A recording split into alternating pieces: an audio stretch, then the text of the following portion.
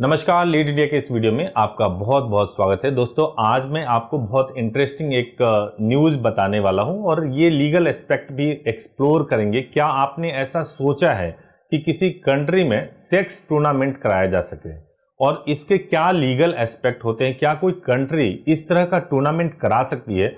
Imagine करो कि अगर ये टूर्नामेंट हो, जो सेक्स टूर्नामेंट हो, तो वो कैसा टूर्नामेंट होगा। तो आपको मैं पूरा डिटेल एक एक करके मैं बताऊंगा कि क्या खबर है और इसमें लीगल एस्पेक्ट क्या है, सब कुछ मैं आपको बताऊंगा। सबसे पहले आपको मैं बताऊं कि स्वीडिश सेक्स एसोसिएशन के अध्यक्ष है ड्रैगन ब्रिज।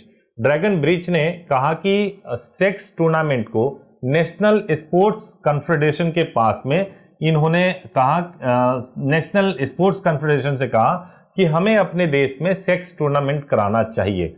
और इनके रिकमेंडेशन के बाद से ही स्वीडन पहली कंट्री बन गई पूरी दुनिया में जिसने ये प्रपोजल दिया कि उसको अपने देश में सेक्स टूर्नामेंट कराना है।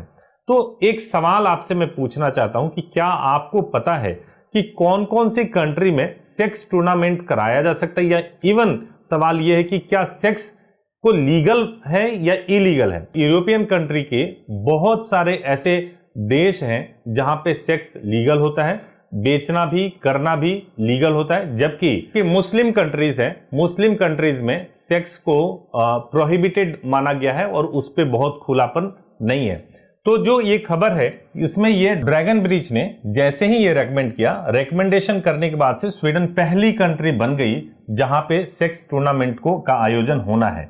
और ये आयोजन जो होना है वो 8 जून को होना है। 8 जून को जब ये आयोजन होगा, आप देखिए अगर इंडिया में आईपीएल होता है और चीयर लीडर्स को देख करके इतना हंगामा मच जाता है, तो आप सोच के देखो जहां पे सेक्स टूर्नामेंट ही हो रहा हो वहां पे नाइट लाइफ कैसा हो सकता है। और स्वीडन जैसा कंट्री है, वहां के लोग कितने ओपन हो सकते हैं, ये एक बहस का मुद्दा हो सकता है कि सही है, सोसाइटी के लिए सही है। इसके आगे वाले स्लाइड में तो मैं इवन इससे ज्यादा इंपॉर्टेंट बात बताने वाला हूं कि इस टूर्नामेंट में होना क्या था। अब ये देखिए, इस टूर्नामेंट में जो होना था पूरा डिटेल में बता रहा हूं कि इस टूर्नामेंट का रूल क्या था।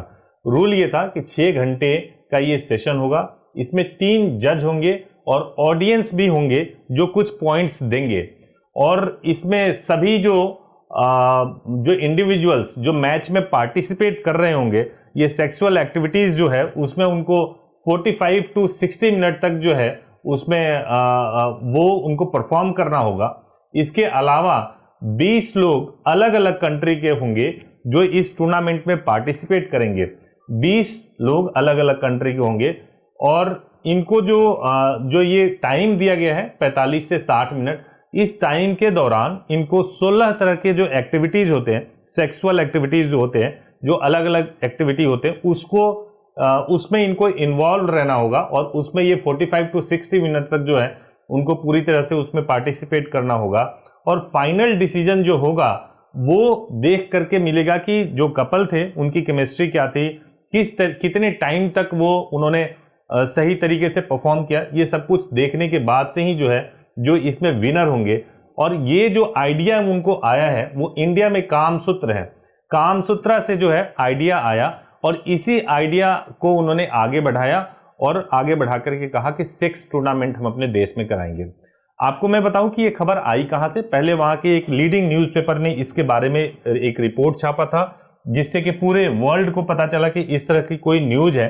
और फिर बाद में जब हमने इसको तहकीकात किया और ये ड्रैगन ब्रिज का ही ये स्टेटमेंट बाद में आ गया कि इस तरह से जो ये खबर है ये पूरी तरह से बकवास है और ऐसा कुछ भी है, कुछ भी नहीं है।